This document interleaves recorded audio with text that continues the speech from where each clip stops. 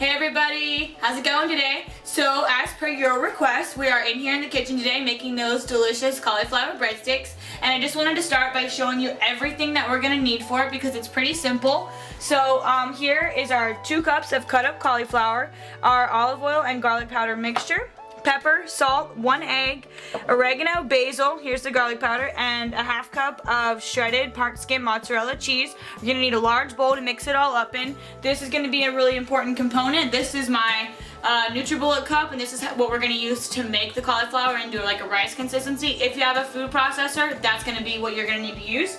Another really important tool for this is going to be your kitchen towel. If you have a cheesecloth, use that because that's going to be your go-to. But if not, a thin kitchen towel will do. This is what we're going to use to, after you have made the cauliflower into a rice consistency, you're going to need to wring out literally all the excess moisture to make it to where we can get it into like a crust consistency, or else it's going to be total mush. So that's going to be really important. Huge tool for this. Alright, so this is everything that you need for it, and now we're going to get into how we're going to make it. So to begin, we need to make sure we have our oven preheated to 350 degrees. And the second step, you can either do this with garlic powder to be a little faster, or you can do it with garlic cloves if you're like a huge garlic fan. So I just have this tablespoon of olive oil and garlic powder that I've microwaved for like 20 seconds, not too much. But if you want to use regular garlic like cloves, throw a couple cloves in a skillet pan with like a tablespoon or so of olive oil, and just put it on medium heat and let it cook for like just 2 to 3 minutes, and that'll be your garlic and olive oil mixture. But if not, if you want to do a little quicker, the garlic powder and olive oil will work just fine.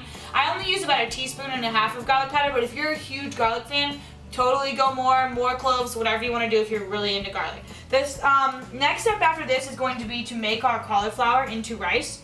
So what Sam is going to do, we're just going to pour it into the NutriBullet here, and all Sam is going to do is pretty much just pulse it until it becomes like a rice consistency. I know if any of you guys read the recipe, I did say make sure it is not mush. You don't want it to be like cauliflower mash, which is why you don't cook the cauliflower first. I've already had a couple people ask me, you don't cook the cauliflower. This is raw cauliflower that we are using for this recipe, okay? So Sam's going to do this for us.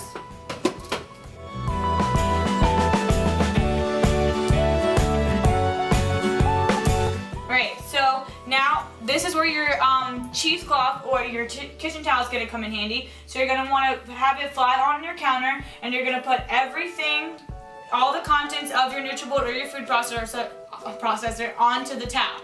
And once you get it all on there, and I mean like literally everything, you want to scrape like every little bit out, you're literally just going to wring it out. You'll be surprised how much moisture you're going to get out of this, because that's going to be key to making sure this is a good consistency.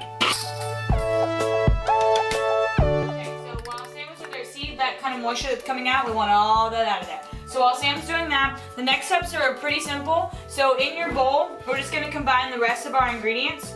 So we're going to go ahead and put our garlic and olive oil mixture along with our egg. Egg here. Pop that in there. I kind of, when it comes to seasoning, I kind of like the eyeball stuff. That's kind of what I do. But for the purpose of this, I will measure everything out, so don't you worry.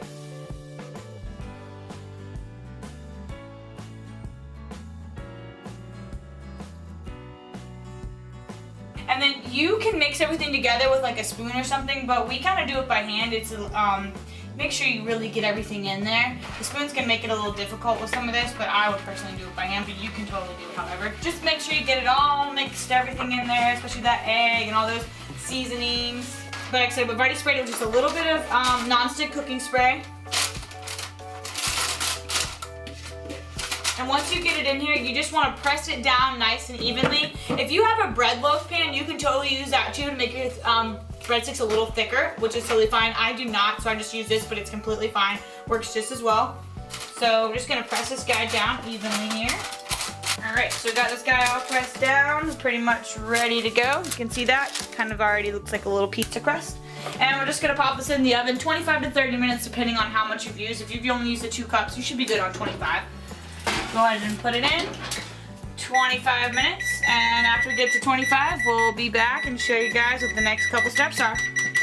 Alright, so 25 minutes have gone by. I'm going to take out our loaf here. Looking good so far. Alright, so we still have a couple more steps, but the rest of it's really fast and simple. Now, like I said, you see how we have like a little bit of extra parchment paper. So literally all we're going to do, I have another just regular baking cookie sheet, parchment paper, sprayed it down with a little bit of cooking spray again. And all we're going to do is really just take this bowl and flip it upside down onto this pan.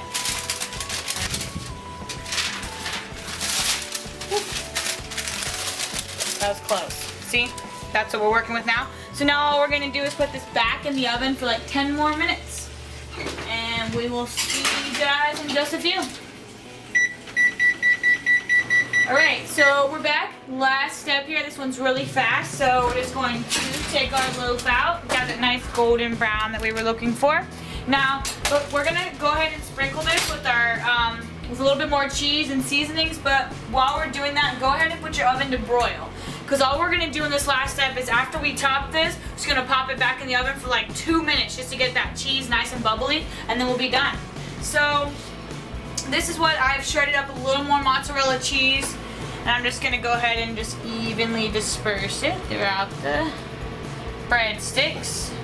Maybe like a 1/4 cup or so, nothing too crazy because we already got quite a bit of cheese in the actual breadstick, but hey, they're breadsticks, so they got to be cheesy, right? So now for the last part with the seasoning, I don't really have any like preference on how much seasoning to go in and put. So this is definitely where I just kind of put enough to like kind of make it pretty. So just put a little oregano, spread it on top, nothing crazy. So this is kind of just your final step to make it look nice because we already have a decent amount of seasonings in there, so it should already have a pretty good taste. A little bit there, and a little pepper on top. And I'm gonna give this just a second because the broil is getting ready. It should be ready in just a minute or two. But as you can see, it's already kind of starting to melt, the cheeses, so that's why literally you're only gonna throw it in that broiler for like 1 to 2 minutes. You will burn the heck out of it if it's any longer than that. 1 to 2 minutes, it's good. I probably say 2, that's what I usually do, and it works just fine for me. 3 minutes, but I'm gonna check on it though. Right. And we will see what happens. Okay, so beautiful breadsticks. This is what they look like after 2 minutes in the broiler. I tried to go for 3 because I didn't think the broiler was ready, but don't do that. 2 minutes is perfect. Look how delicious these look though. Wouldn't this like look like a nice perfect pizza crust? Alright. Cut these bad boys. Look how nice they just cut up here. This is money in the bank right here. Couldn't ask for a better breadstick with cauliflower. Go ahead and go this way with them. And I have a little bit of like marinara sauce over here. You can use your own marinara. Sam makes us a delicious pot of tomato sauce every week because we use like multiple recipes with tomato sauce. So that's what I'm going to be using over here. Heated up a little bit of that. And this is pretty much ready to go, guys. How delicious these are. Alright, and here we go. This is our final product. Look at these delicious breadsticks. I'm so excited. Look how nice and cheesy those are. Look how thick we got them. Looks just like crust, but no carbs, a little veggie and some cheese and some seasonings, and we are ready to go.